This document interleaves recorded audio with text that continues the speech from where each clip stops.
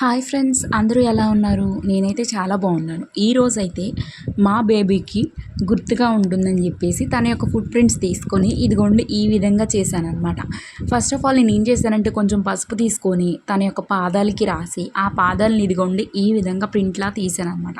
ఆ పేపర్కి ఇట్లా ప్రింట్ చేశానమాట. ప్రింట్ చేసిన ఆ తర్వాత నేను ఏం చేశానంటే ఈ కలర్స్ తీసుకొని ఈ విధంగా రాశానమాట.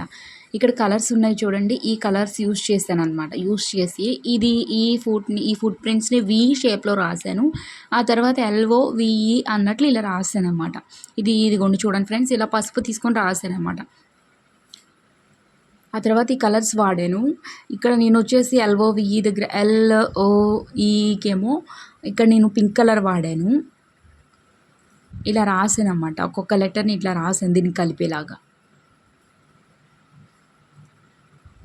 ఆ తర్వాత ఇక్కడ బ్లూ కలర్ తీసుకొని 2 months and 14 days అయిందని చెప్పేసి అక్కడ నేను ఏ రోజైతే ఫుట్ ప్రింట్స్ తీసానో ఆ రోజు రాశాను అనమాట. ఆ తర్వాత గ్రీన్ కలర్ తీసుకొని అలా డిఫరెంట్ కలర్స్ యూజ్ చేసి ఈ విధంగా నేనైతే రైటింగ్ అనేది రాశాను అనమాట.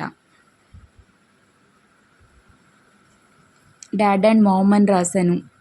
రేపటి రోజున మా బేబీ చూసుకుంటాడు హ్యాపీగా అని చెప్పేసి. మీరు కూడా నచ్చితే ఈ వీడియోని లైక్ చేయండి ఫ్రెండ్స్. మీరు కూడా మీ బేబీకి